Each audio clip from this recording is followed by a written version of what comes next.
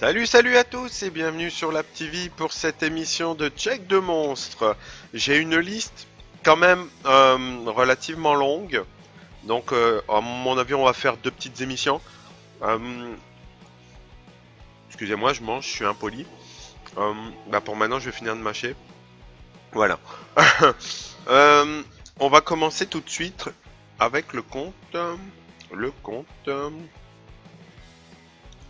J'ai décidé de les prendre dans ma liste parce que euh, parce que voilà. Hein, après tout, j'ai pas à vous rendre de compte. Non, non, non, non, non, non, non, non, non. On va commencer avec Salandre, sauf que Salandre, je le vois pas. Qu'est-ce que j'ai fait de Salandre? Salandre, Salandre, Salandre. T'es dans la guilde Salandre?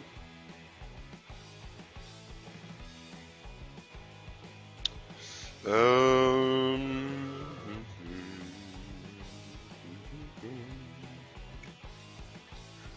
Bah écoute, soit j'ai mal marqué ton nom, Salandre, soit t'es pas dans ma liste d'amis. Je vais refaire un tour tout de suite. Vétariste, Ellie, Kanto, Gali.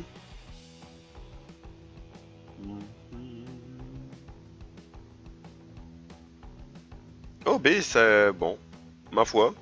Ma foi.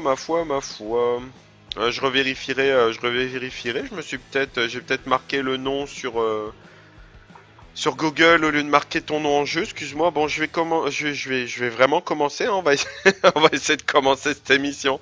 Nuclear X9. Bonjour Nuclear X9. On va aller faire un petit tour sur ton compte. Niveau 36. Oh, un samouraï.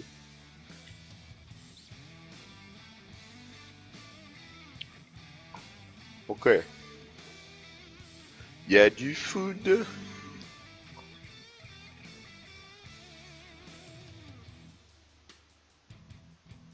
Ok. Ok, ok. Donc 36, t'as pas encore lancé un 5 étoiles, donc est-ce que c'est parce que t'es dans le doute? Est-ce que c'est parce que tu te fais une belle base de 5 étoiles avant de lancer un 6 étoiles?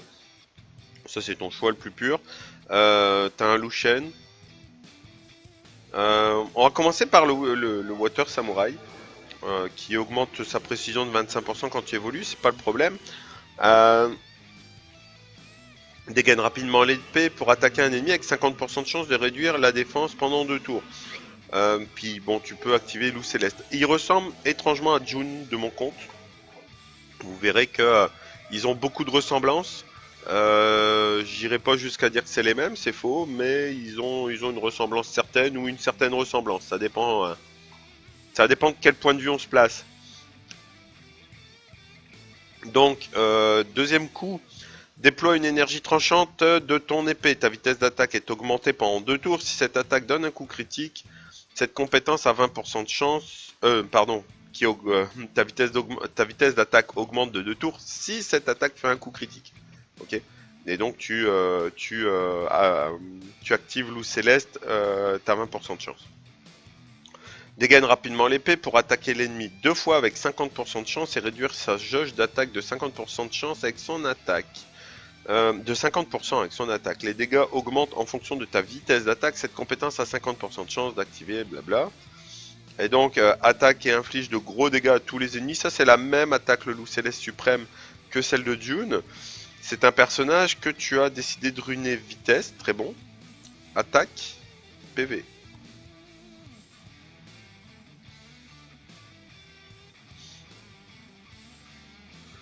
Euh,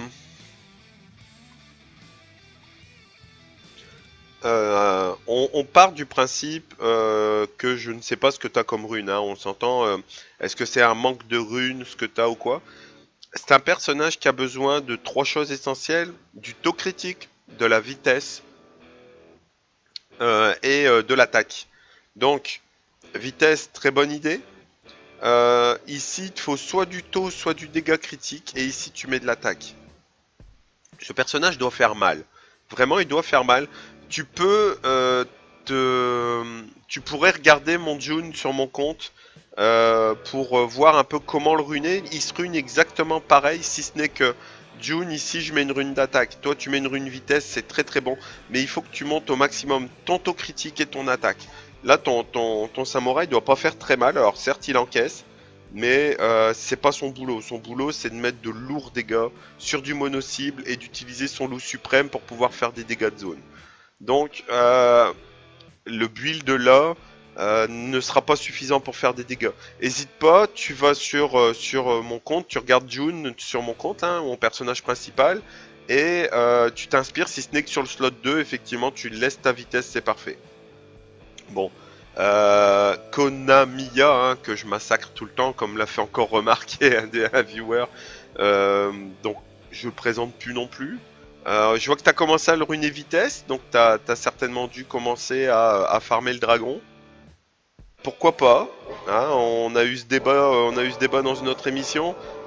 Beaucoup de PV, parfait, de la def. Le seul reproche qu'on peut faire à ton Konamiya, c'est qu'il a plus 13 de vitesse. Il a pas assez de vitesse, clairement pas assez de vitesse.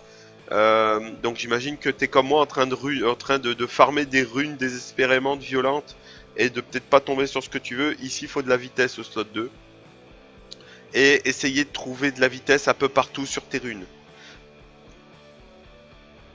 Lucian en violent, non. Non, ça marche pas, ça. Oula. Ok. Alors, attaque. PV attaque, j'imagine. Ou attaque flat. Ok, j'imagine... Alors, est-ce que tu es en train de switcher tes runes? Il y a une chose que j'ai pas expliqué pendant l'émission où je farmais le dragon B6. C'est que vous changez vos runes. Si vous avez commencé comme moi, là, ce que je fais en ce moment, à farmer le géant, puis que là, vous décidez à vouloir aller farmer, le dragon, vous devez absolument, mais absolument, être sûr que quand vous switchez vos runes, vous ayez de quoi faire un personnage viable. Moi, j'ai eu des runes là récemment d'attaque et de PV en violent, mais j'ai pas de quoi faire mes 6 slots. Donc je vais pas tout de suite changer mes runes. Il faut vraiment que tu changes tes runes. Je sais pas comment t'es ruiné ton Lucian, peut-être que tu viens de l'avoir puis t'as mis ce que t'avais.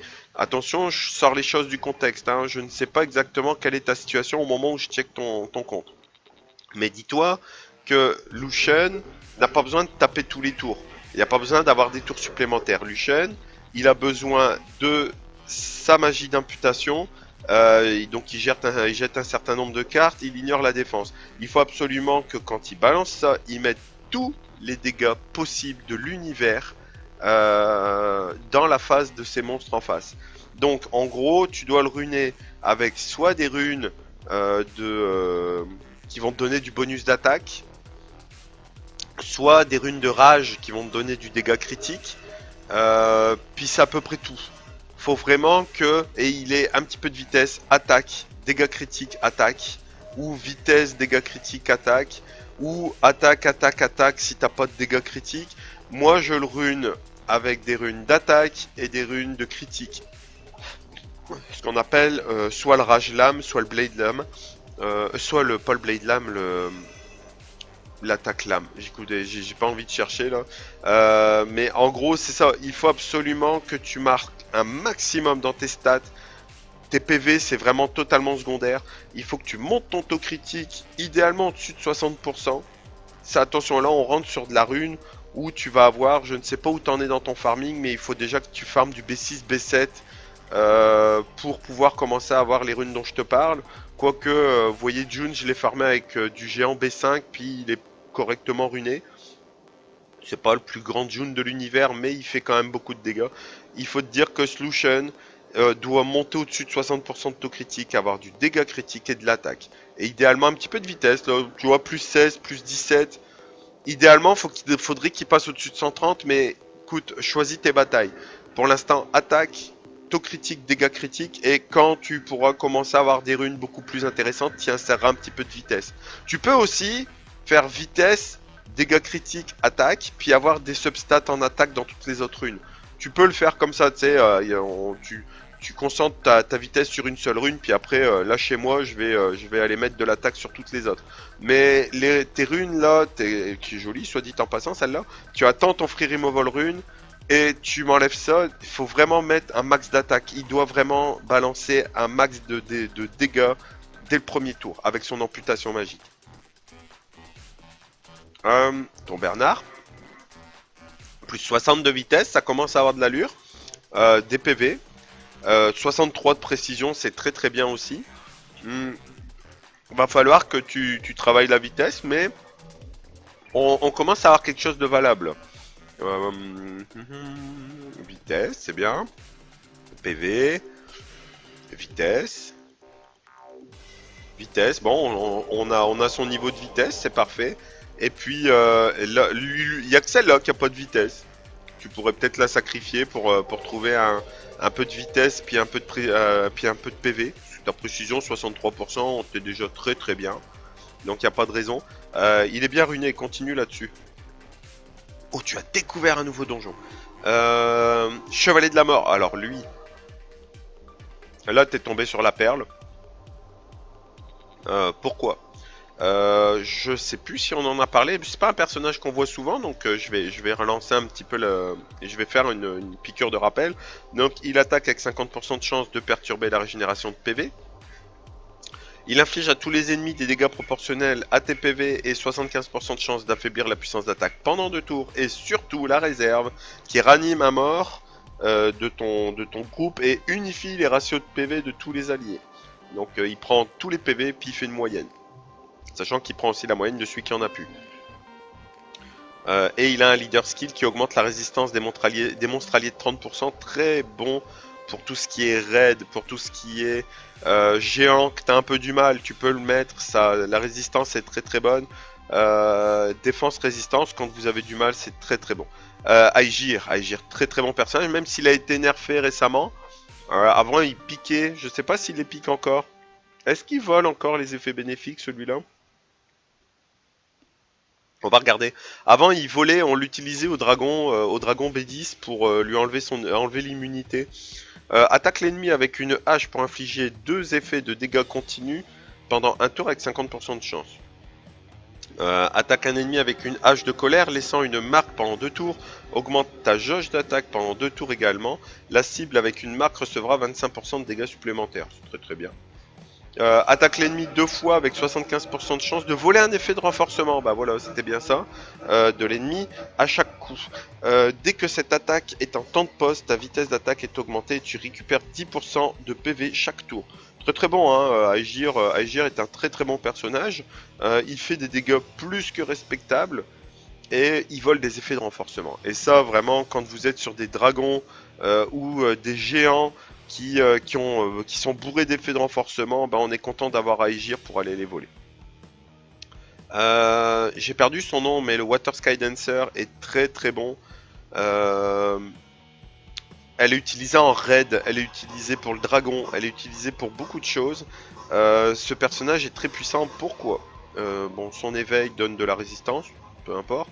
Attaque avec un toucher gracieux et prend possession de l'ennemi avec 30% de chance d'augmenter les chances que l'ennemi se rate pendant 2 tours. Donc glancing. Attaque 3 fois l'ennemi avec un éventail avec pour chaque attaque 50% de chance de supprimer un effet bénéfique de l'ennemi. Augmente la jauge d'attaque de tous les alliés de 15% par effet bénéfique supprimé. Vous jouez contre une Chloé en arène, vous enlevez ces 2 effets bénéfiques, vous donnez 30% de chance de jauge, 30% de jauge d'attaque à toute votre équipe. C'est beaucoup, c'est vraiment beaucoup. Hein. Dans un combat d'arène, ça peut tout changer. Soigne tous les alliés avec une danse mystérieuse et prolonge le temps des effets de renforcement et réduit le temps des effets nocifs. La puissance de récupération est proportionnelle à la puissance d'attaque. Voilà pourquoi elle est très utile en raid, vu le nombre d'effets nocifs qu'on reçoit, bah, elle les réduit. Et quand on met des effets de renforcement, elle en remet. Mine de rien, on aime bien. On apprécie bien ce genre de choses. Colline, je la présente plus. Je vais regarder. Oh, par contre, pour le runage de la dame, il lui faut de la vitesse, effectivement. Bon, plus 32, je pense que t'es en train de, voilà, t'es en train de monter la chose. PV, PV, PV. Tu peux faire vitesse, PV, PV aussi. Pour essayer de gagner de la vitesse. faut monter autour de 50 de vitesse, hein. Plus 50 ça serait pas mal. Arriver à 150 de vitesse, elle commence à avoir quelque chose d'intéressant. Colline, je pense que tu es en train de monter le runage, donc je vais peut-être pas m'attarder dessus. Ok. Spectra, je l'ai monté aussi sur mon compte là. J'en parlerai lors d'une prochaine émission. J'ai 3 personnages à vous présenter à la prochaine émission, dont Lucian, que je n'ai pas évolué parce que je n'ai pas ce qu'il faut. Mais Spectra est un très très bon personnage, très utilisé dans les donjons aussi. À cause de sa 3e compétence, hein, qui est le retour de bâton. Donc envoie une rafale de vent qui a 50% de chance de réduire la jauge d'attaque de tous les ennemis de 30% et réduit la vitesse d'attaque pendant 2 tours. Il baisse la jauge d'attaque et il met une réduction de vitesse d'attaque. C'est gros, c'est vraiment bon. Spectra est très très bon. Là, il fait des dégâts en fonction des PV de l'ennemi. Il consomme 10% de ses PV, c'est rien. Et ça, il fait des dégâts. Bon, il peut faire des très très gros dégâts, attention. Donc c'est un personnage à utiliser effectivement avec du Swift et de la précision. Swift PV, si vous avez assez de précision, faites quoi faire. Ici, vous pouvez... Alors, on a plusieurs possibilités de le ruiner. En early game, on va faire de la vitesse PV précision. Donc vitesse en 2, PV en 4, précision en 6. On peut le jouer un peu plus tard en vitesse PV avec de la précision substat pour attraper les Spectra. Il faut être autour de 50% pour être sûr que son affaire fonctionne. Je l'ai longtemps utilisé à près de 100% même, mais Troll to Us a pas envie de faire du 100% avec la précision, donc c'est par moment un peu useless. Ou alors en endgame, là c'est vraiment du endgame, hein, donc allez pas chercher ça les débutants. On peut l'utiliser aussi avec vitesse dégâts critiques PV pour sa compétence 2, hein, l'assaut spécial, qui fait des dégâts en fonction des PV de l'ennemi. Puis alors si on fait un peu de taux et de dégâts critiques, j'ai déjà mis des buffs à 25 000 avec un Spectra. C'est gros, c'est très très bon. Ondine Dare. Ondine Dare est un personnage utilisé en raid, en arène. Il peut être utilisé aussi au dragon, au géant B10. Personnage qui va donc faire un petit éclair. Retarde les cool time de tout leurs compétences, hein, donc il fait des dégâts à un ennemi puis il met tous ses cool time à fond, donc au revoir les cooldowns. Annule tous les effets nocifs des alliés, donne l'immunité pendant 2 tours et récupère 20% des PV. Donc j'enlève tous les mauvais effets, je mets une immune et puis je vous soigne en un seul sort, c'est bon. Et donc qui augmente la défense des monstres alliés de 40%, ça aussi c'est très très intéressant. Cette Ondine est très très forte, hein. C'est un personnage un peu plus endgame, mais un personnage qui est très intéressant. On peut le monter effectivement là, full énergie, c'est pas mauvais. Bon, t'as pas de vitesse, faut vraiment que ce personnage ait beaucoup de vitesse. Mais en général on va l'utiliser en Swift énergie ou Swift... Swift précision pour pouvoir monter la précision à plus de 30-35%, hein, parce qu'il faut quand même que cette attaque touche, c'est pas toujours facile, donc 30-35% est bien suffisant. Ensuite, il lui faut évidemment des PV et puis de la vitesse, voilà. Cette Sylphide est juste géniale aussi, à cause de sa capacité éveillée. Donc sa 3ème capacité qui a 5 tours de cooldown qui peut être réduit. Je crois à 3 si je me trompe pas. Donc active un bouclier qui absorbe les dégâts infligés proportionnellement à ton niveau pour tous les alliés pendant 3 tours. Réduit la chance des alliés d'être attaqués avec un coup critique. Donc elle met un bouclier puis elle met une protection qui empêche de prendre des coups critiques. Qui réduit les coups critiques, pardon. Compétence 1 qui met un dégât continu avec 30% de chance. Et le dégât 2 qui tape tout le monde et récupère 10% des PV de tous les alliés. Donc un petit soin de 10%. Des boucliers. C'est un personnage utilisé en early game, très intéressant. Mid game aussi un petit peu, j'en vois plus vraiment en end game, mais c'est un personnage qui est très intéressant à monter. Lui, je l'ai sur mon compte principal, je l'ai longtemps utilisé aussi. Bon, maintenant j'ai eu mieux. Bon, sachant que t'as elle, je suis pas toujours très fan parce que bon, Draco a beaucoup d'avantages. C'est un personnage qu'on utilise souvent en violent parce que rebondit vers l'ennemi pour attaquer avec 30% de chance d'obtenir un tour supplémentaire. Donc 30% de chance, si on rajoute des violents, on va faire 30% plus 22%. Donc on augmente le nombre de fois, donc ça réduit les cooldowns, hein, c'est ça qui est intéressant. Ce que je reproche, c'est à voler, donc qui attaque tous les ennemis avec des orbes géants, réduisant leur défense pendant un tour. Donc il faut des speed teams, hein. Il faut que juste derrière Draco c'est le premier à balancer, et puis ensuite, pouf, on balance un sort de zone, mais il faut vraiment que ça soit très rapide. C'est pas toujours facile. Et le sifflet, donc qui augmente les jauges d'attaque de 30% des alliés, donne un effet d'immunité pendant 2 tours. Ce qui est reprochable aussi par rapport à la Ondine, c'est qu'il ne supprime pas les effets en cours. Il met l'immunité, mais les effets en cours restent. Ça, c'est un peu dommage. Mais c'est pas un mauvais personnage. Faudra peut-être que tu investisses dans un, déjà dans des runes. Puis monter ton premier 6 étoiles. Moi, je te conseille Lucian. Lucian ou Aegir, qui est très très bon aussi. Parce qu'ils mettent des dégâts. Oh, remarque lui, mais pas de dégâts de zone, j'y pense. Lucian restera ta meilleure option en 6 étoiles, surtout pour farmer. Hein. Il farme les stages pour l'XP avec une facilité déconcertante. Donc n'hésite pas à passer sur Lucian. Si t'as la moindre question, comme d'habitude, on m'écrit, on me dit lab ceci, lab cela. N'hésite pas. Et puis je me ferai un plaisir de te répondre. Je te barre de mon calepin. Voilà. Ensuite.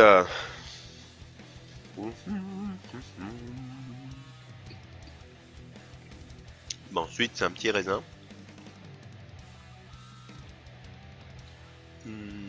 C'était lié au Gali. Si je me trompe pas, j'ai un Casriel qui m'avait parlé. Et je vais vérifier, tant pis, je vais montrer mon chat privé rapidement, mais je me demande si c'est pas toi, Casriel, qui m'avait parlé aussi très récemment. Alors je vous demande juste une petite chose aussi. Évitez de me demander de checker mes monstres là-dessus. Voilà. Voilà pourquoi. C'est que j'ai j'ai 2 tablettes. J'utilise aussi celle de ma conjointe par moment, de ma femme. J'ai mon téléphone portable, j'ai ma tablette à moi, fait que mes historiques de discussion, étant donné que je dois farmer 2 comptes, c'est pas toujours facile, donc je passe d'une tablette à une autre ou j'utilise mon téléphone et mes historiques de discussion disparaissent. Quand on change de device comme ça, et souvent ça disparaît. Et du coup, je me retrouve à me dire, pour le peu que j'ai lu votre message dans la rue ou au boulot ou quoi, puis que je rentre à la maison, puis je dis mince, qui c'est qui m'avait demandé, j'en sais plus rien. Je regarde mes historiques de discussion et puis je me trompe de tablette, donc je perds mes historiques de discussion. Donc je vous demande vraiment d'utiliser soit les commentaires en dessous de mes vidéos, soit pour ceux qui ont Facebook, de me demander en privé, soit d'utiliser aussi, même si je suis moins fort là-dedans, Twitter.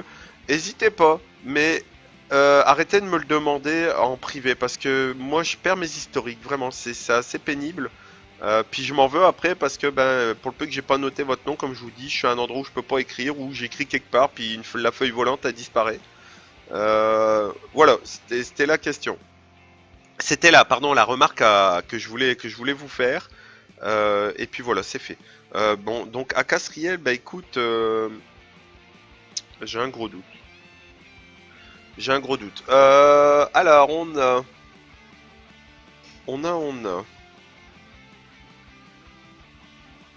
Même Kaiwen, je sais plus si tu me l'avais demandé. J'ai pas retrouvé sur Google. Il est où? Il est où mon gars là? Voilà, XNCXX. Allez, c'est parti. Donc niveau 26, on va aller regarder tes monstres.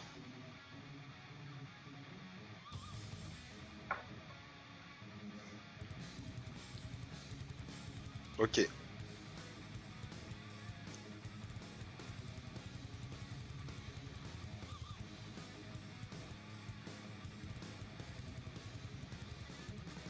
Mhm.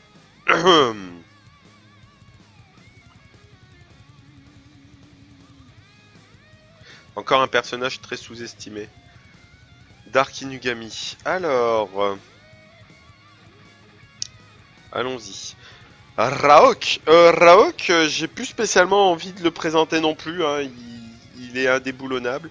Je vais plutôt parler de vos runages parce que bon, C'est plus vraiment un personnage qu'on doit présenter, sachant que dans ton compte, il y en a d'autres que je vais présenter parce qu'ils valent vraiment la peine. Donc Ra, 73% de taux critique, très bien. Plus 488 d'attaque, c'est très bien aussi. On va regarder un petit peu ce que tu as fait. Attaque. Taux critique, attaque. C'est pas mal. Ça doit un petit peu dépoter, ça doit casser de l'armure, ça utilise la coop. Très bon. Évidemment, quand tu pourras, hein, on s'enflamme pas, t'as encore petit niveau. Mais quand tu pourras te passer ta rune de taux critique, qui là te ferait descendre beaucoup trop bas, que tu arriveras à récupérer un peu ce 24-20% de taux critique un peu ailleurs dans d'autres runes, tu pourras te permettre de mettre une rune de dégâts critiques. Puis tu verras qu'il fera encore plus mal. Donc, mais ton runage est pas trop mal. Peut-être un petit poil de vitesse en plus. Je sais pas s'il farm les stages, mais s'il farm les stages, il y a de grandes chances qu'il tape après tout le monde. Et souvent c'est dû à une petite vitesse en plus. Je sais que par exemple sur Feymon L, il faut qu'il ait faut qu'il ait en tout 132 minimum pour passer devant tout le monde. Voilà, c'est la petite info comme ça. Mais pas mal ruiné du tout. Plus 41 de vitesse, ouah, faut vraiment que tu t'investisses dessus. Puis en plus, elle récupère 25% de taux de précision. Donc à travailler là, ouah. Voyons voir un peu ce que tu as fait. Attaque. Taux critique, attaque. Oh, un attaque flat, dommage. Donc j'imagine que tu es en cours de runage. Je suis impressionné que tu arrives à avoir plus 41 de vitesse avec 2 runes d'attaque. Vitesse 3, vitesse 2, vitesse 4, vitesse 2, vitesse 4. Comment t'as fait ton compte? Ah oui, c'est vrai, t'as le 25% de... Mais quand bien même, c'est bien. C'est très bien, plus 41% quand on n'a pas de rune vitesse sur le 2. C'est déjà très très bien, donc continue comme ça.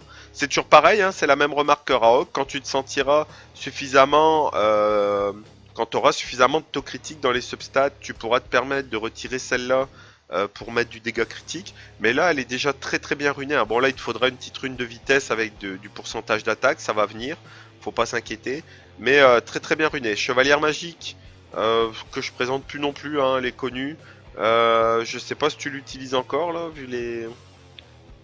le bon vieux dégât critique. Bon, qui est bien runé au niveau du désespoir lame, mais évidemment qui n'a pas beaucoup d'attaque. Je pense que tu ne l'utilises pas, vu les... Ou alors tu l'utilises, mais en manque cruel de runes. Emma. Alors, Emma. Emma est un très très bon personnage. Kanto, si tu regardes cette émission, j'aimerais bien que tu m'écoutes parce que ça sera réexpliqué lors de l'opening session. Emma est un personnage utilisé, peut être utilisé à beaucoup d'endroits. Au dragon, peut être utilisé très utilisé en raid. Moi, je l'ai longtemps utilisé en raid. J'adore Emma. Pourquoi Emma est très pratique. Donc son premier coup à 25%, tape 2 fois, puis chaque coup a 25% de chance de faire du glancing. La deuxième, attaque un ennemi et supprime les effets de renforcement de la cible. S'il y a 2 ou plusieurs effets de renforcement retirés, la jauge d'attaque de tous les alliés sera augmentée de 20%. Donc tu tombes face à une Chloé en arène. La Chloé, elle met son immune et son invincibilité. Tu retires 2 effets supplémentaires. Tous tes gars en arène ont 20% de plus de jauge d'attaque.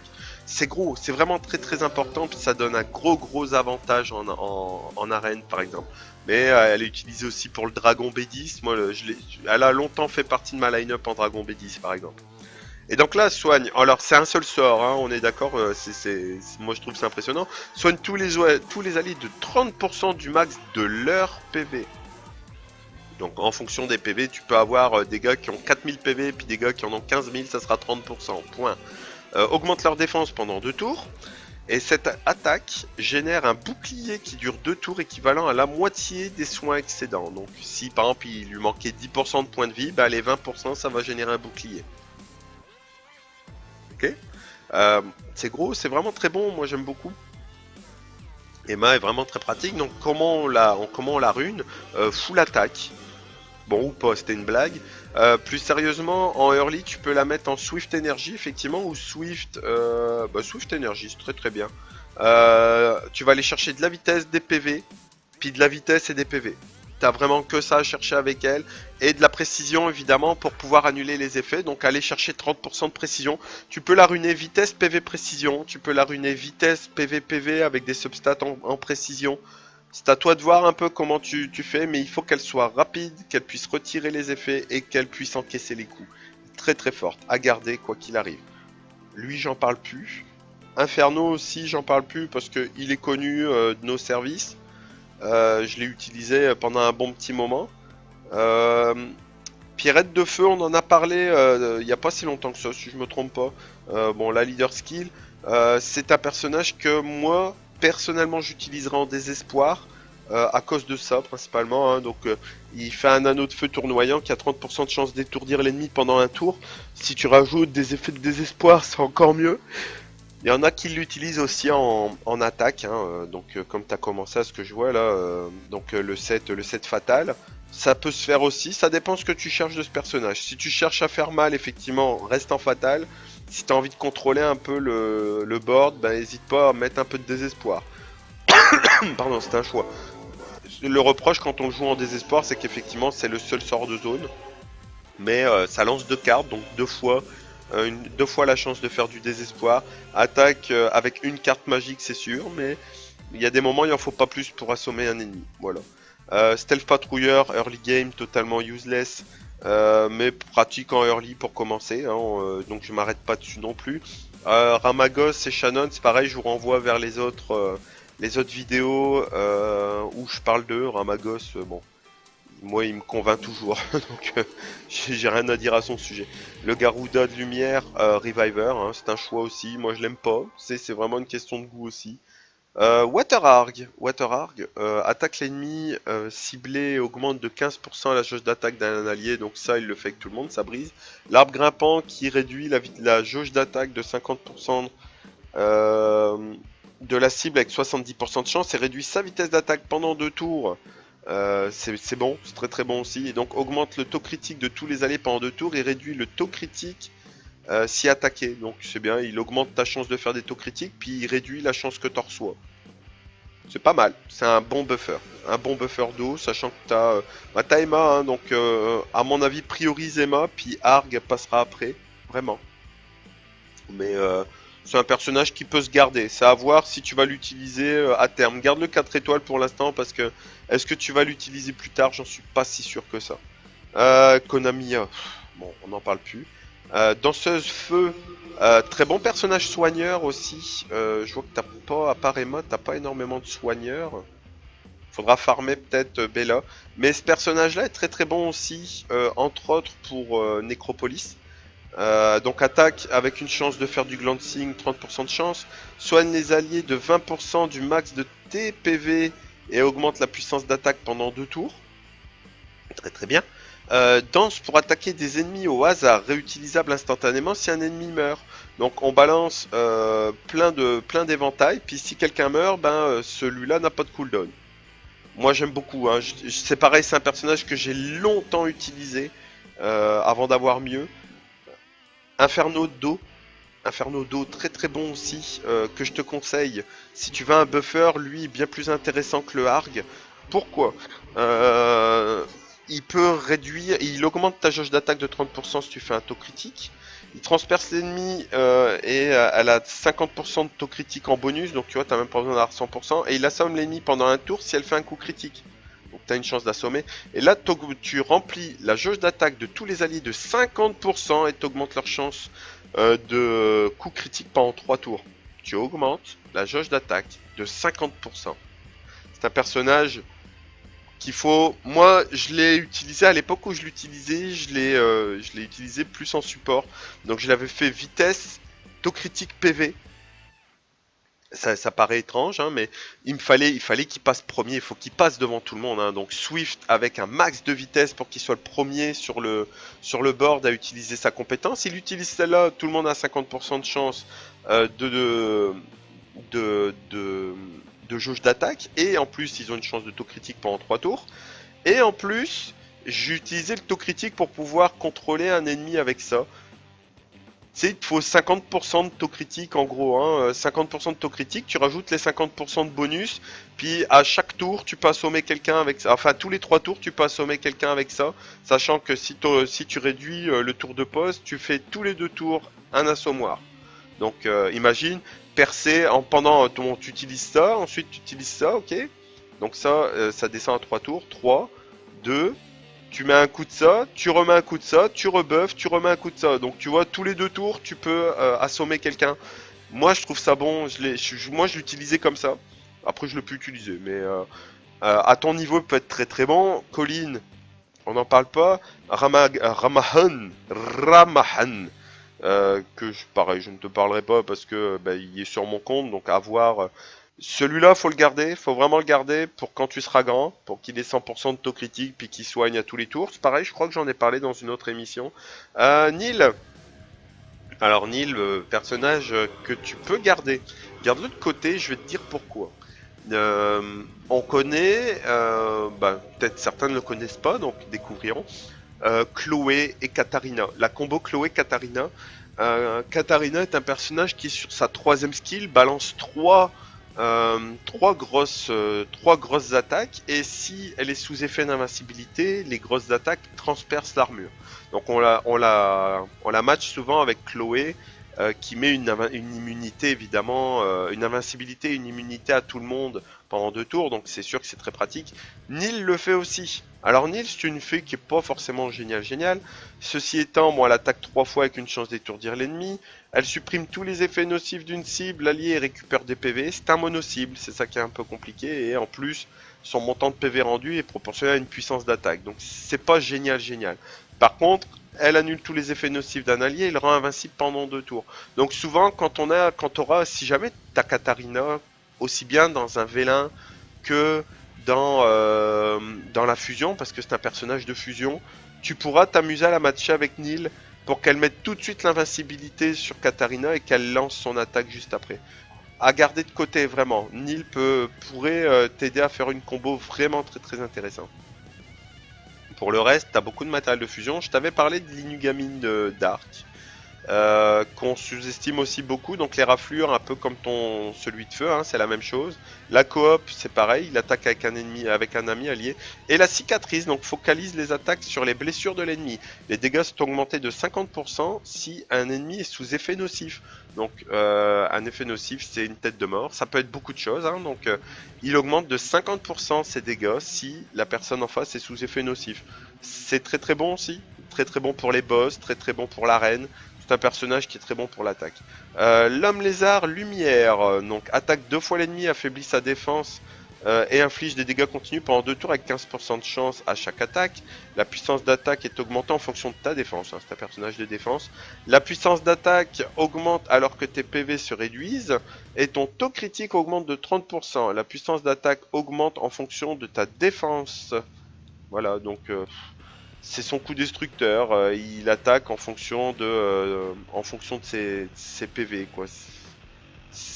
Moi je suis pas fan. Bon, puis la détection de points faibles passif augmente ton taux critique de 20% et tes dégâts des coups critiques de 20%. Très bon. Je suis pas fan, je suis pas vraiment fan, mais bon, à essayer. Moi je l'ai jamais vu nulle part, donc je me dis que c'est un food. Maintenant je peux me tromper, hein, on peut tous se tromper. T'as aussi du copper, donc à voir si t'as envie d'utiliser cuivre. Un cuivre ça a pas d'allure, sérieusement. Bref.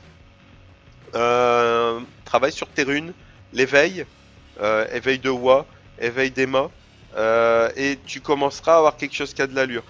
Ça doit être tes 3 premiers 6 étoiles, hein. Sauf si t'es pas loin de Veromos, il n'y a aucune raison que tu ne travailles pas sur ces 3 là. Ces 3 là seront ta base de ton compte. Ok, toujours pareil, si t'as des questions sous la vidéo, fais-toi plaisir. Tu es barré de ma liste. Qui reviendra à l'occasion si t'as envie, hein. Alors, on va passer sur, sur,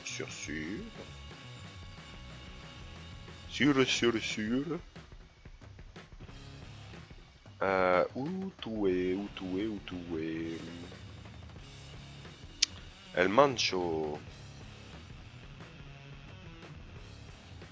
Ah, tu vas pas t'y mettre là?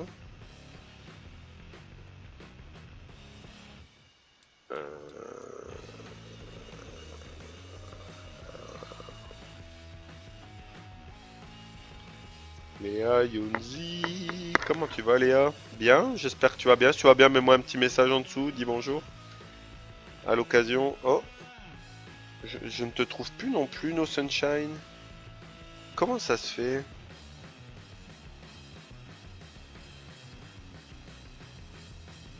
Y a-t-il eu de la désertion? Mon cher No Sunshine, je ne te trouve plus dans ma liste.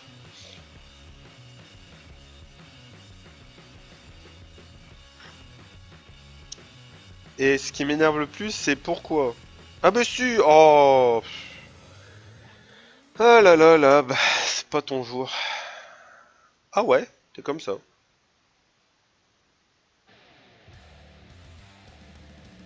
Wouh! Ok, il y a du boulot. C'est drôle, j'ai toujours été persuadé que t'étais dans notre guilde. C'est pas grave. Oh non, arrêtez avec Gemini. Et à chaque fois que je le vois, je pense au concours Gemini Croquette pour les plus anciens qui ont regardé le cinquième élément. Le concours Gemini Croquette. Bon, bref. Lucian, on en a parlé. On va regarder ton build. Ouh, plus 1189, mon pote. C'est pas mal. Rune. Attaque 31%, très bien. Dégâts critiques. Attaque. Donc voilà, là, pour les gens qui sont passés juste avant, voilà comment on rune un Lucian un peu plus haut niveau. Euh, on arrive à avoir un taux critique à 74% sans avoir la rune de taux critique sur le slot 4. C'est exactement ce que j'expliquais hein, dans la théorie. C'est qu'on arrive à avoir du taux critique quasiment sur toutes les runes, quasiment ou sur toutes les runes, fait qu'on arrive à avoir 74% sans avoir la rune 4. Quand vous êtes capable de faire ça, pas avant, si vous arrivez à 60-70% de taux critique sans le slot 4, là vous pouvez investir dans une belle rune de dégâts critiques et faire salement mal. C'est exactement ça qu'il faut. Là, t'es bien. Peut-être un tout petit peu de vitesse maintenant si on veut pinailler légèrement. Mais, euh, mais là, t'as un beau Luchen. Hein. T'as vraiment un beau Luchen. Verromos, plus 75 de vitesse, très bien. Plus 11 000 de PV, très bien. 34% de précision, c'est pas mal. Ça permet de stun, mais après, bon, c'est toujours le problème de Troll to Us avec la précision. Hein. Tu pourrais mettre 97%. Moi, on voit Galion là, Galéon que j'ai eu à 100% de précision, puis c'est pas pour autant qu'il mettait des armor break à tout le monde. Donc voilà, c'est la précision de Come to Us. Veromos, donc très très bien runé aussi. Tu l'as mis en Swift, effectivement, Swift Energy. Quand tu pourras commencer à runer le dragon, à farmer le dragon, évidemment, tu changeras tout ça pour mettre des runes de violence. Hein, de la violence, un petit peu de violence. Bref, arrête de craquer. Donc, vitesse. On y va, on est bien. Plus 75%. Ce Véromos est très bien runé. Chasun, l'un des meilleurs healers du jeu. Entre autres, à cause du 20% de max de TPV, mais le fait qu'il équilibre les PV, les jauges d'attaque entre les cibles. Donc, très très bon, très très bonne Chasun. Elle est runée donc en vitesse et énergie très très bien puisqu'il faut un max de PV pour soigner le plus possible. Plus 11 000, super. Plus 44 de vitesse, c'est déjà plus que respectable. Très bien, très très bien. Travailler ta vitesse évidemment. Toujours pareil, hein, plus ce jeu est une question de rapidité. Hein, plus on est rapide, mieux c'est. Galéon. Galion. C'est Galéon, mince. 23-64, ok. Alors, comment tu l'as joué? Attaque, PV, attaque. Ok. Bon, je pense qu'il fait partie de ces personnages qui a 25%, qui a 25 possibilités de set de runes. Moi, je vais te dire comment je l'ai runé récemment. J'ai monté un 6 étoiles Galion sur mon compte principal. Ce Galion, ça doit être la première personne à taper à utiliser ses compétences sur le terrain, que ce soit en arène, que ce soit nul, partout. Pourquoi? À cause de son temps de pilier. Son temps de pilier déclenche un cri de guerre qui augmente la puissance d'attaque de tous les alliés pendant 2 tours, avec 75% de chance de réduire la défense de l'ennemi pendant 2 tours au même moment. Donc il nous buff et il débuff. Il faut vraiment que ce soit la première chose sur la table qui soit activée.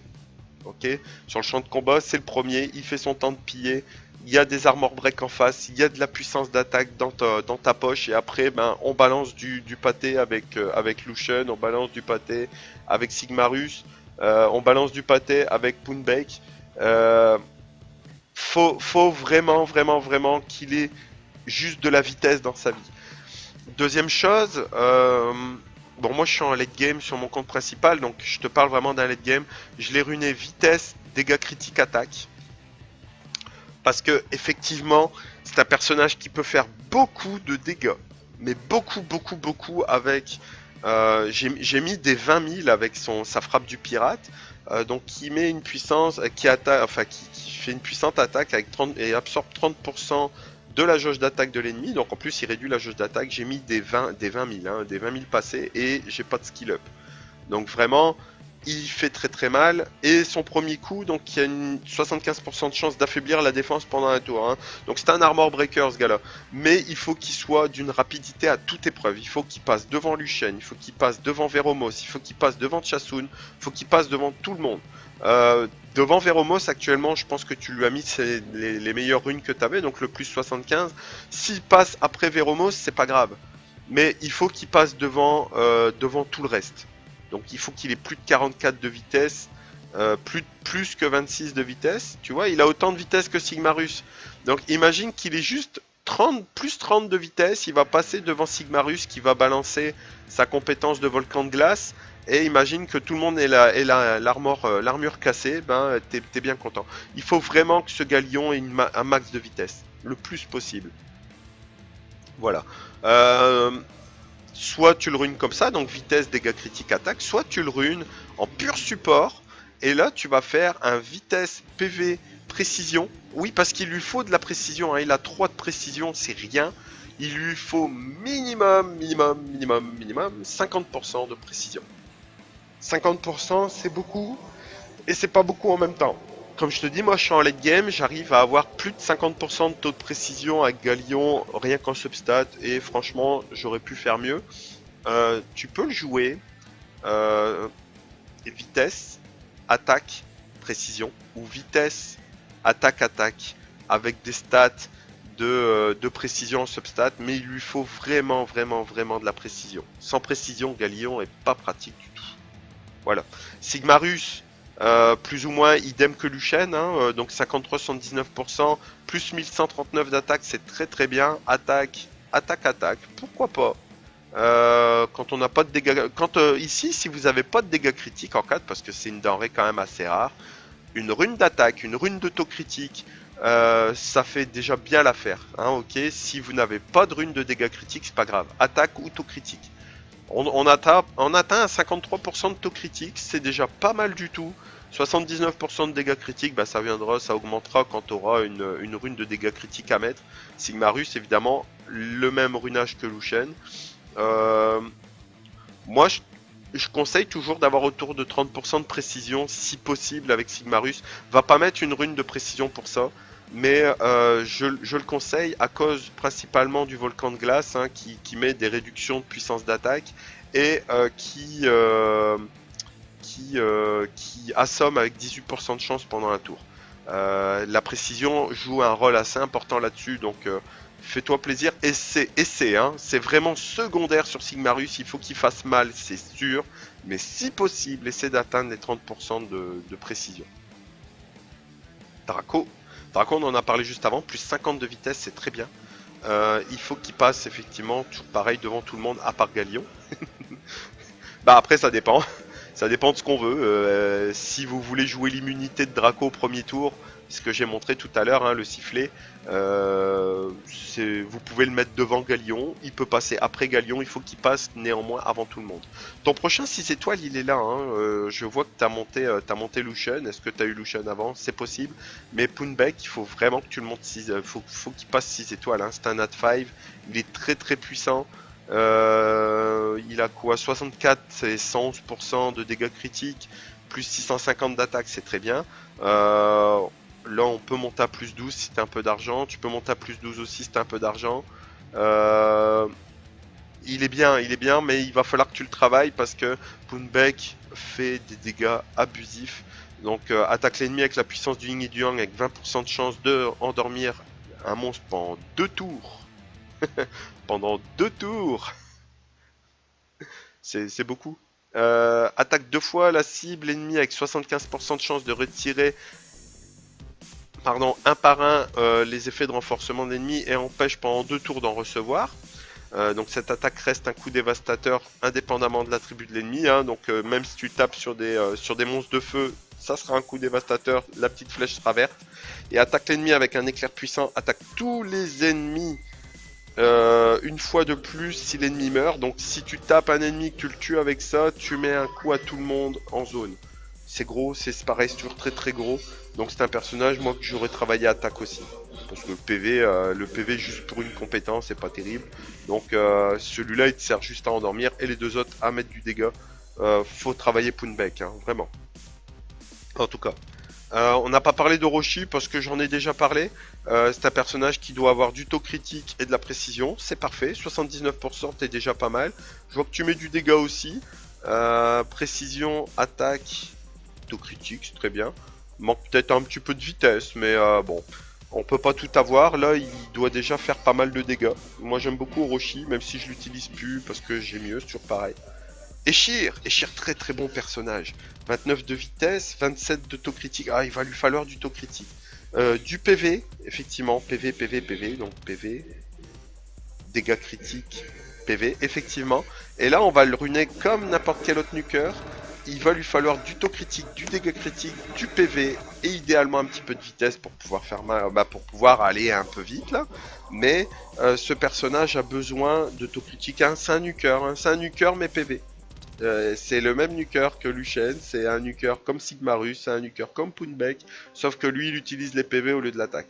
Donc là au niveau des compétences, la première empêche la récupération de PV pendant un tour, la deuxième récupère 15% des PV de tous les alliés et augmente la vitesse d'attaque pendant 2 tours, et attaque violemment l'ennemi 4 fois pour infliger des dégâts proportionnels au max de TPV avec 50% de chance de supprimer des effets de renforcement à chaque attaque. Donc 4 chances de supprimer des effets de renforcement. Beaucoup. Là, parfait, 58 de vitesse, plus 7300 de PV. Il est bien runé, il manque un peu de précision, 13%, faut passer les 30% de précision là avec Belladeon pour pouvoir utiliser sa compétence pour casser l'armure, puis pour enlever les effets de renforcement. Hein. Mais là, t'es bien parti avec. Ryan, effectivement 77% de taux critique. Si on buff de 30%, le taux critique avec certains monstres, ça peut permettre d'arriver à 100%. Attaque, dégâts critiques, attaque j'imagine. Attaque, dégâts critiques, attaque, c'est parfait.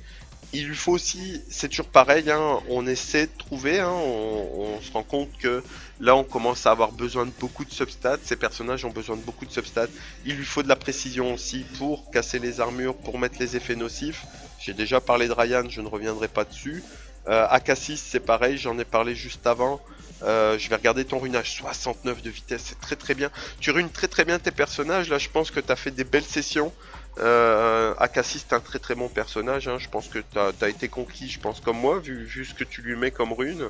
Vitesse PV, parfait. Ce que t'as en dessous, donc Wahi,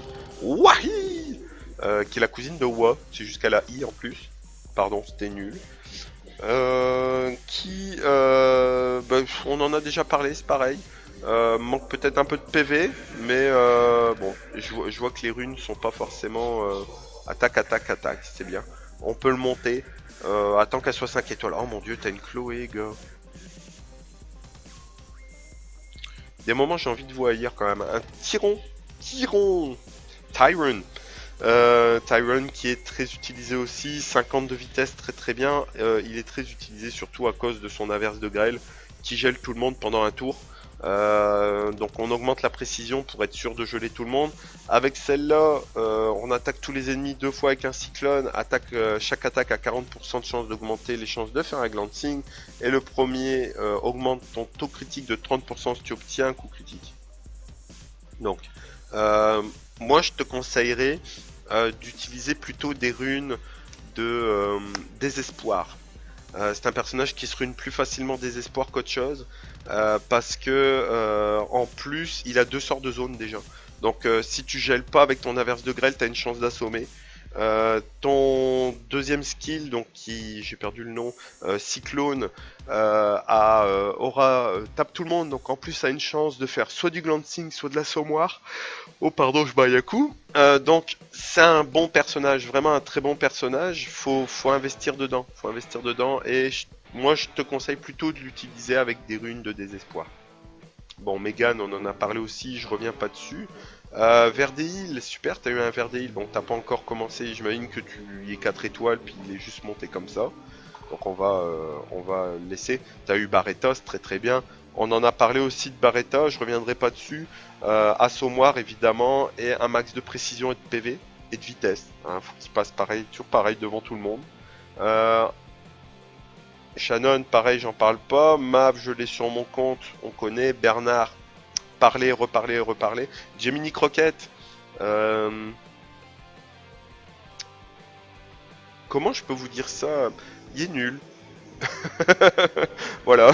J'ai pas enfilé de gants, je suis désolé, mais moi je le trouve juste nul. Bon, il y a le courir comme Draco, où il y a 30% de chance, blabla. Il attaque tous les ennemis avec des orbes géantes, il réduit la défense pendant un tour, ok, ben Draco sait le faire aussi. Passif, augmente la puissance d'attaque de 50% si le ratio de PV de l'ennemi ciblé est inférieur au tien quand tu attaques, et supprime un effet de renforcement de l'ennemi si tu as moins d'effets de renforcement.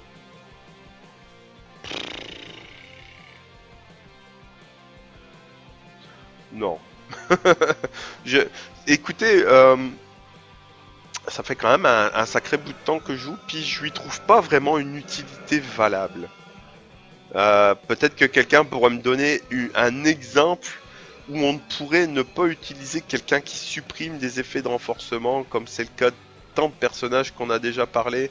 Quand t'as Ishir qui retire les effets de renforcement, quand t'as Megan qui retire les effets de renforcement, quand t'as Belladeon qui retire les effets de renforcement, qu'est-ce que t'en as à cirer? Excusez-moi du terme, mais qu'est-ce que t'en as à cirer qui retire des effets de renforcement? En plus, il augmente sa puissance d'attaque de 50%, mais on s'en fout, c'est pas un personnage qui fait mal, là. Vous comprenez ce que je veux dire? Alors, à moins de le runer, attaque, dégâts critiques, tu sais, d'en faire un nuker, je vois pas l'intérêt de ce personnage. En tout cas, il y a une belle vitesse. Il y a 106 de vitesse, ça on peut pas lui enlever. Mais c'est à peu près tout ce que je peux lui... Parce que c'est pareil, il y a Armor Break pendant un tour, super quoi, mais... C'est déjà le reproche que je faisais à Draco, il a exactement le même là, Gemini Croquette là. Donc si jamais quelqu'un a une utilité quelconque, bah, ou même toi, si t'as envie de me dire, y a pas de honte, hein, t'as envie de me dire, bah tiens regarde, j'ai voulu le monter, parce que ça, ok, moi je suis prêt à t'écouter. Mais aujourd'hui, Gemini, je lui trouve aucune utilité que, que d'autres peuvent faire en fait. Il est semi-support, semi-attaque, et moi j'aime pas les semis. C'est soit t'es un support, soit t'es une, soit t'attaques. Tu vois ce que je veux dire? Moi les Tyron qui sont runés désespoir, focus, puis qui ont des runes de dégâts critiques attaque. J'ai essayé, mais en ce cas-là, je préfère mettre des runes pour nuker comme un sagouin, là, puis faire des gros dégâts, parce que voilà, moi faire les deux en même temps, c'est pas mon truc. Voilà. Si vous avez des commentaires à faire sur ce personnage, faites-vous plaisir. Mais moi, j'en vois pas l'intérêt. Qu'est-ce que tu devrais faire maintenant? Donc, t'as vu à peu près au niveau des runes ce que tu dois travailler. 6 étoiles Poonbeck, hein. Poonbeck, si t'en veux pas, donne-le-moi là. Mais ça doit être un 6 étoiles. Il doit monter 6 étoiles. Je sais, t'as déjà un Nuker Luchen, tu vas me dire. Donc, si t'as envie de passer Sigmarus avant pour avoir un Nuker haut, vas-y. Mais Poonbeck, c'est un Nat 5 et un très bon Nat 5. Donc, il faut vraiment que tu le montes 6 étoiles aussi. Si t'as envie, je te dis, tu vas me dire, là, j'ai déjà Luchen pour nuker. Je comprends. T'as besoin d'un nuker haut, Sigmarus, puis ensuite tu passes Poonbeck. Puis après tu verras, il y a aussi Belladeon à monter 6 étoiles. Donc tu vois, t'as un peu de boulot. Je vois que t'as Bernard qui est 4 étoiles avec tes 4 étoiles là. Bernard peut être une belle option aussi pour donner de la vitesse à ta team. Voilà, t'as de quoi faire. Mais 6 étoiles, Sigmarus, Poonbeck, Eshir, Belladeon. Puis là, tu vas commencer à avoir quelque chose qui a de l'allure, là. Sauf si entre deux, tu drops des choses intéressantes. Voilà, voilà. Pour toi, c'est terminé. On en a à combien d'émissions, là? Oh, on en est déjà à quasiment 1 heure. Eh ouais, on en est à 1 heure. Ok, je vais te barrer. Paf, tu es barré. Très bien. Comme j'ai un doute sur mes deux Kaiwen 93, j'en ai un, je sais plus si c'est Kaiwen ou le ou membre de guilde. Je sais plus si c'est Kaiwen ou si c'est euh,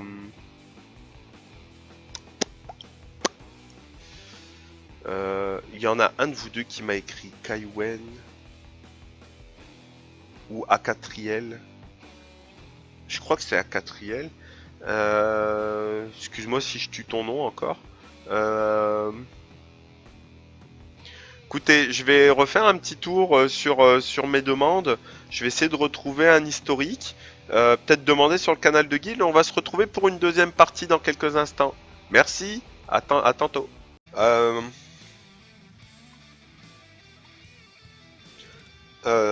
on part du principe que je ne sais pas ce que tu as comme rune. Hein. On s'entend. Est-ce que c'est un manque de runes, ce que tu as ou quoi? C'est un personnage qui a besoin de trois choses essentielles, du taux critique, de la vitesse et de l'attaque. Donc, vitesse, très bonne idée. Ici, il te faut soit du taux, soit du dégât critique, et ici, tu mets de l'attaque. Ce personnage doit faire mal. Vraiment, il doit faire mal.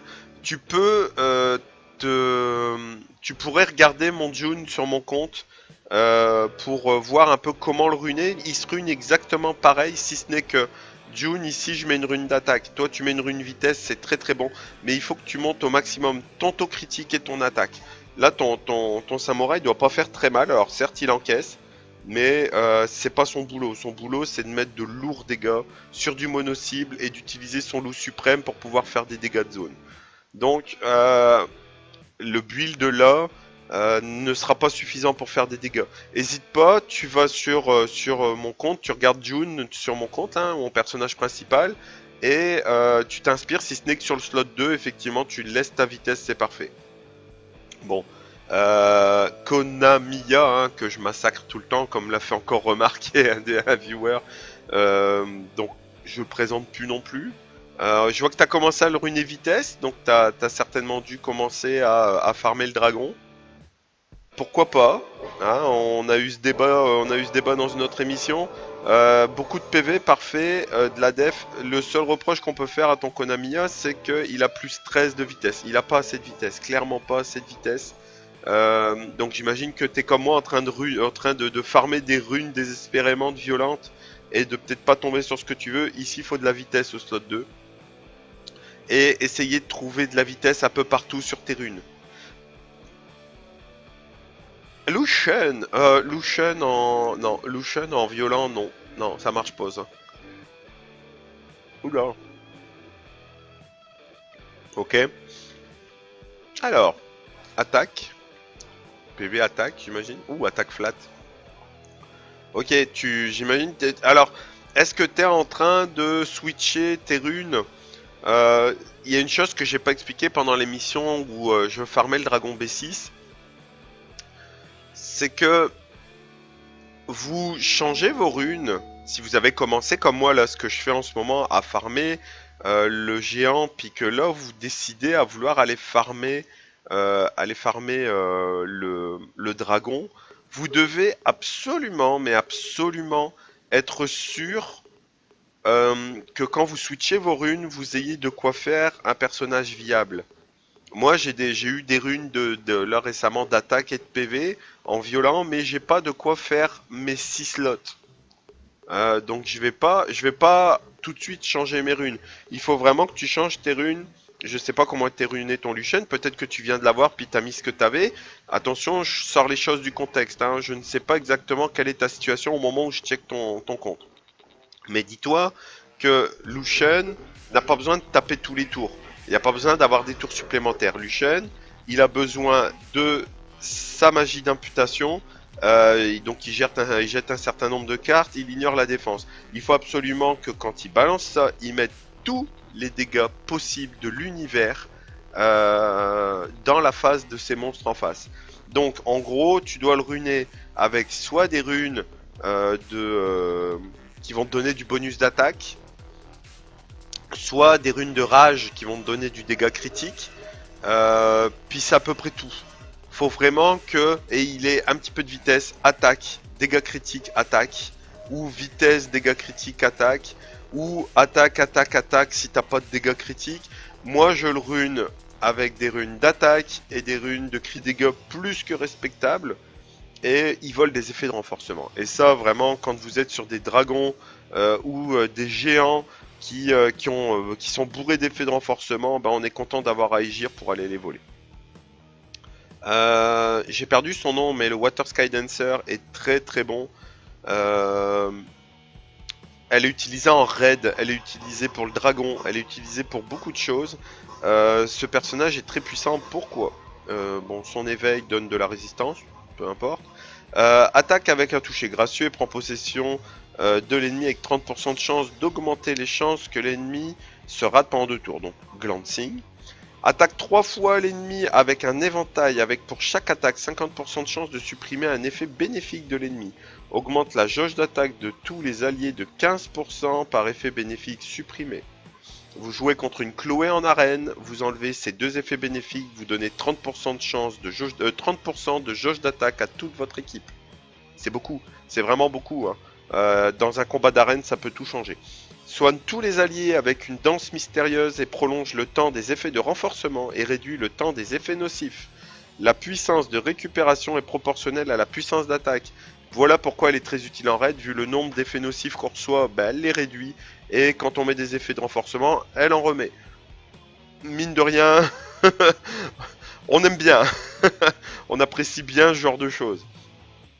Colline, je la présente plus. Je vais regarder. Oh, par contre, pour le runage de la dame... runage de la dame, il lui faut de la vitesse effectivement, bon plus 32, je pense que t'es en train de t'es en train de monter la chose. PV, PV, PV, tu peux faire vitesse PV, PV aussi. Pour essayer de gagner de la vitesse, faut monter autour de 50 de vitesse, hein. Plus 50 ça serait pas mal. Arriver à 150 de vitesse, elle commence à avoir quelque chose d'intéressant. Colline, je pense que t'es en train de monter le runage, donc je vais peut-être pas m'attarder dessus. Ok. Spectra, je l'ai monté aussi sur mon compte là. J'en parlerai lors d'une prochaine émission. J'ai 3 personnages à vous présenter à la prochaine émission, dont Lucian, que je n'ai pas évolué parce que je n'ai pas ce qu'il faut. Mais Spectra est un très très bon personnage, très utilisé dans les donjons aussi. À cause de sa 3ème compétence, hein, qui est le retour de bâton. Donc envoie une rafale de vent qui a 50% de chance de réduire la jauge d'attaque de tous les ennemis de 30% et réduit la vitesse d'attaque pendant 2 tours. Il baisse la jauge d'attaque et il met une réduction de vitesse d'attaque. C'est gros, c'est vraiment bon. Spectra est très très bon. Là, il fait des dégâts en fonction des PV de l'ennemi. Il consomme 10% de ses PV, c'est rien. Et ça, il fait des dégâts. Bon, il peut faire des très très gros dégâts, attention. Donc c'est un personnage à utiliser effectivement avec du Swift et de la précision. Swift PV si vous avez assez de précision, faites quoi faire. Ici, vous pouvez... Alors, on a plusieurs possibilités de le ruiner. En early game, on va faire de la vitesse PV précision. Donc vitesse en 2, PV en 4, précision en 6.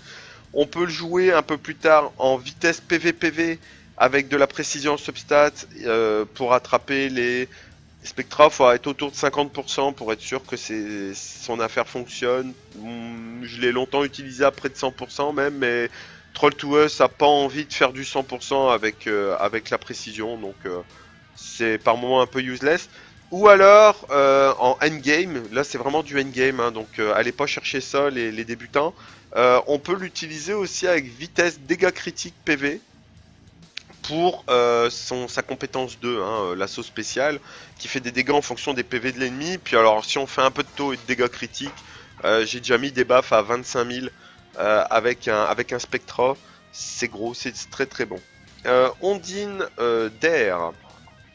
Ondine d'Air est un personnage utilisé en raid, en arène, il peut être utilisé aussi au dragon, au géant B10. Personnage qui va donc faire un petit éclair, retarde les cool time de tout leurs compétences, hein, donc il fait des dégâts à un ennemi, puis il met Salut à tous et bienvenue sur la TV pour cette émission de Check de Monstres. J'ai une liste quand même relativement longue, donc à mon avis on va faire deux petites émissions. Excusez-moi, je mange, je suis impoli. Pour maintenant je vais finir de mâcher. Voilà. On va commencer tout de suite avec le compte. J'ai décidé de les prendre dans ma liste parce que voilà. Après tout, j'ai pas à vous rendre de compte. Non, non, non, non, non, non, non, non, non. On va commencer avec Salandre, sauf que Salandre, je le vois pas. Qu'est-ce que j'ai fait de Salandre?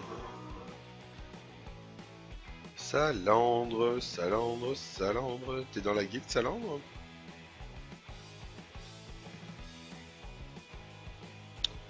Euh...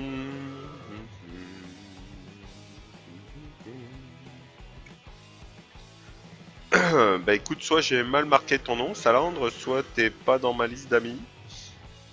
Je vais refaire un tour tout de suite.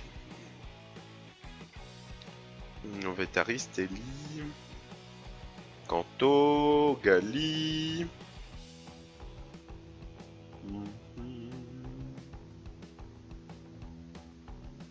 Oh B, c'est bon. Ma foi. Ma foi. Je revérifierai, je me suis j'ai peut-être marqué le nom sur Google au lieu de marquer ton nom en jeu. Excuse-moi. Bon, je vais vraiment commencer. Hein. On va essayer de commencer cette émission. Nucléaire X9. Bonjour Nucléaire X9. On va aller faire un petit tour sur ton compte. Niveau 36. Oh, un samouraï.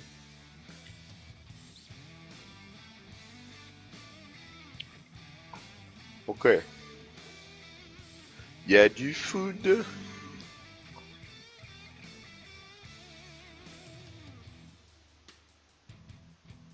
Ok. Ok. Donc 36. T'as pas encore lancé un 5 étoiles, donc est-ce que c'est parce que t'es dans le doute? Est-ce que c'est parce que tu te fais une belle base de 5 étoiles avant de lancer un 6 étoiles? Ça c'est ton choix le plus pur. T'as un Lushen. On va commencer par le Water Samurai, qui augmente sa précision de 25% quand tu évolues, c'est pas le problème. Dégaine rapidement l'épée pour attaquer un ennemi avec 50% de chance de réduire la défense pendant 2 tours. Puis bon, tu peux activer Loup Céleste. Il ressemble étrangement à June de mon compte. Vous verrez que ils ont beaucoup de ressemblances. J'irai pas jusqu'à dire que c'est les mêmes, c'est faux, mais ils ont une ressemblance certaine ou une certaine ressemblance. Ça dépend de quel point de vue on se place. Donc, deuxième coup, déploie une énergie tranchante de ton épée. Ta vitesse d'attaque est augmentée pendant 2 tours. Si cette attaque donne un coup critique, cette compétence a 20% de chance. Ta vitesse d'attaque augmente de 2 tours si cette attaque fait un coup critique. Ok. Et donc tu actives Loup Céleste, t'as 20% de chance. Dégaine rapidement l'épée pour attaquer l'ennemi 2 fois avec 50% de chance et réduire sa jauge d'attaque de 50% de chance avec son attaque. De 50% avec son attaque. Les dégâts augmentent en fonction de ta vitesse d'attaque. Cette compétence a 50% de chance d'activer, blabla. Et donc, attaque et inflige de gros dégâts à tous les ennemis. Ça, c'est la même attaque, le Loup Céleste Suprême, que celle de Dune. C'est un personnage que tu as décidé de ruiner vitesse. Très bon. Attaque, PV.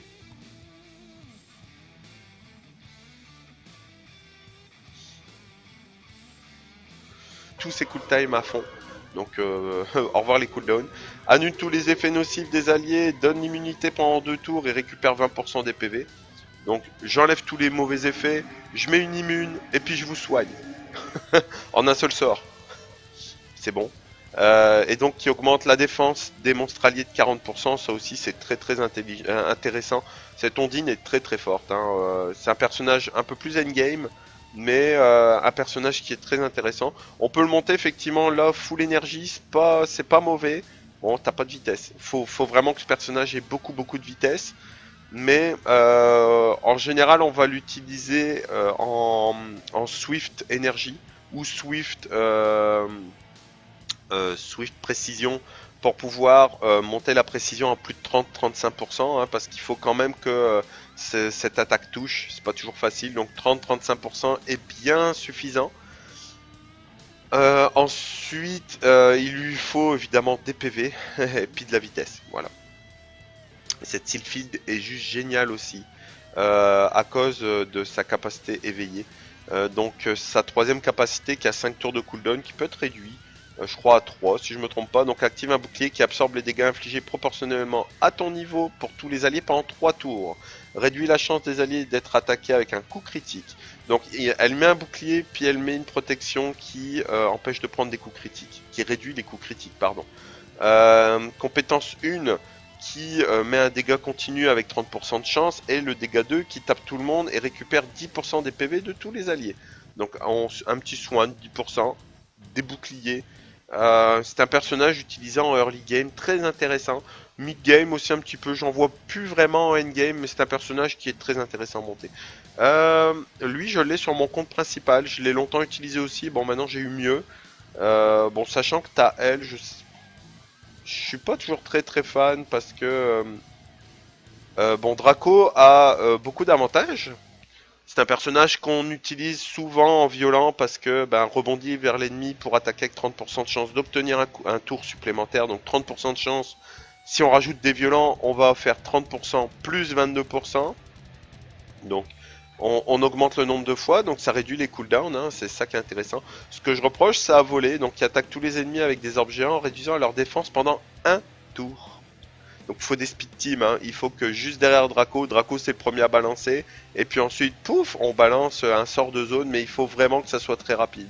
C'est pas toujours facile. Et le sifflet, donc qui augmente les jauges d'attaque de 30% des alliés, donne un effet d'immunité pendant 2 tours. Ce qui est reprochable aussi par rapport à la Ondine, c'est qu'il ne supprime pas les effets en cours. Il met l'immunité, mais les effets en cours restent. Ça, c'est un peu dommage. Mais c'est pas un mauvais personnage. Faudra peut-être que tu investisses dans un, déjà dans des runes. Puis monter ton premier 6 étoiles. Moi, je te conseille Lucian. Lucian ou Aegir, qui est très bon aussi. Parce qu'ils mettent des dégâts. Oh, remarque lui, mais pas de dégâts de zone, j'y pense. Lucian restera ta meilleure option en 6 étoiles, surtout pour farmer. Hein. Il farm les stages pour l'XP avec une facilité déconcertante. Donc n'hésite pas à passer sur Lucian. Si t'as la moindre question, comme d'habitude, on m'écrit, on me dit lab ceci, lab cela. N'hésite pas. Et puis je me ferai un plaisir de te répondre. Je te barre de mon calepin. Voilà. Ensuite,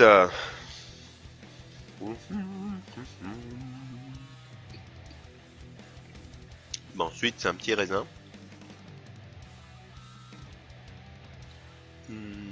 C'était lié au Gali. Si je me trompe pas, j'ai un Casriel qui m'avait parlé. Et je vais vérifier, tant pis, je vais montrer mon chat privé rapidement, mais je me demande si c'est pas toi, Casriel, qui m'avait parlé aussi très récemment.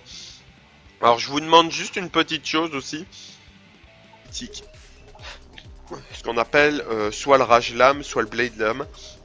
Soit le Paul Blade Lame, l'attaque lame. J'ai pas envie de chercher là. Mais en gros, c'est ça. Il faut absolument que tu marques un maximum dans tes stats. Tes PV, c'est vraiment totalement secondaire. Il faut que tu montes ton taux critique, idéalement au-dessus de 60%.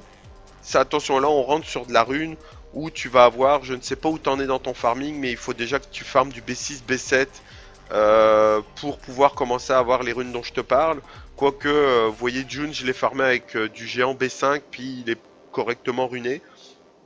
C'est pas le plus grand June de l'univers, mais il fait quand même beaucoup de dégâts.